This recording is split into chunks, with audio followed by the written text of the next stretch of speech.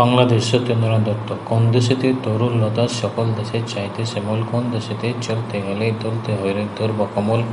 কোথায় ফলে সোনার ফসল ফোটে রে, সে আমাদের বাংলাদেশ, আমাদেরই বাংলা রে। কোথায় ডাকে দোয়েল শ্যামা ফিঙে গাছে গাছে নাচে, কোথায় জলে মরাল চলে মরে তার পাছে পাছে।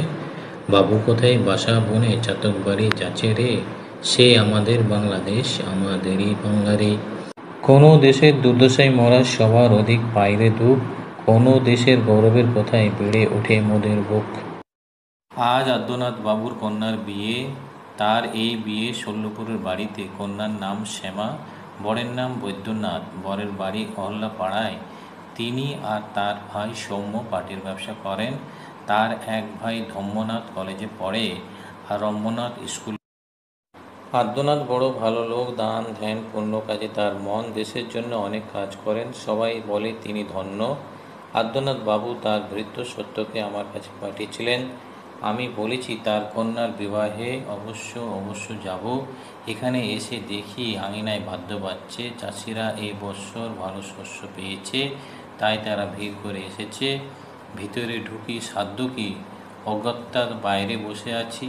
দেখছি ছেলেরা খুশি হয়ে নৃত্য করছে, কেউ বা ব্যাট বল খেলছে।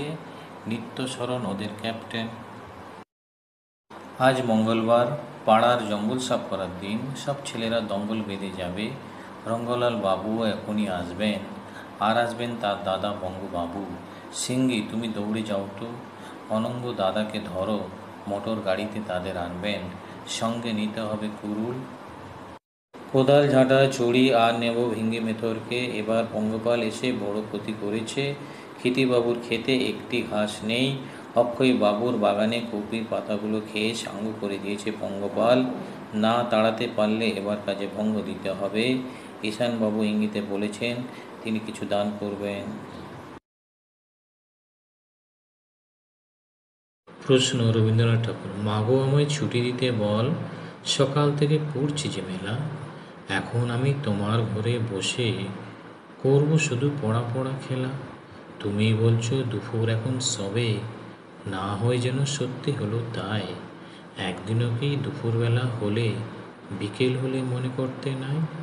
আমি তো বেশ ভাবতে পারি মনে, সূর্য ডুবে গেছে মাঠের শেষে। বুড়ি চুবড়ি করে নিয়ে শাক তুলেছে পুকুর ধারে এসে। আঁধার হলো মদার গাছের তলা, কালি হয়ে এলো দিঘির জল। হাটের থেকে সবাই ফিরে এলো, মাঠের থেকে এলো চাষির দল। মনে করো না উঠলো সাঁঝের তারা, মনে করো না সন্ধ্যা হলো যেন। রাতের বেলা দুপুর যদি হয়, দুপুরবেলা রাত হবে না কেন? শ্রীশকে বলো তার শরীর যেন সুস্থ থাকে, সে যেন বসন্ত দোকানে যায়, সেখান থেকে খাস্তা কচুরি আনা চাই, আর কিছু পেস্তা বাদাম কিনে আনতে হবে। দোকানের রাস্তা সে জানে তো। বাজারে একটা আস্ত কাতলা মাছ যদি পায়, নিয়ে আসে যেন। আর বস্তা থেকে গুনতি করে 30টা আলু আনা চাই। এবার আলু খুব সস্তা, একান্ত যদি না পাওয়া যায় কিছু ওল আনিয়নিও রাস্তায় রেঁধে খেতে হবে, তার ব্যবস্থা করা দরকার। মনে রেখো কড়াই চাই, খুন্তি চাই, জলের পাত্র একটা নিও। অত ব্যস্ত হয়েছে কেন? আস্তে আস্তে চলো, ক্লান্ত হয়ে পড়বে যে। জার্মানি গির্জির কাছে আপিস যাওয়া খুব মুশকিল হবে। পূর্ব দিকের মেঘ ইস্পাতের মতো কালো, পশ্চিম দিকের মেঘ ঘন নীল। সকালে রৌদ্র ছিল, নিশ্চিন্ত ছিলাম। দেখতে দেখতে বিস্তর মেঘ জমেছে। বাদলা বেশিক্ষণ স্থায়ী না হলে বাঁচি। শরীরটা অসুস্থ আছে, মাথা ধরেছে, স্থির হয়ে থাকতে পারছি নে। আপিসের ভাত এখনো হলো না। উনানের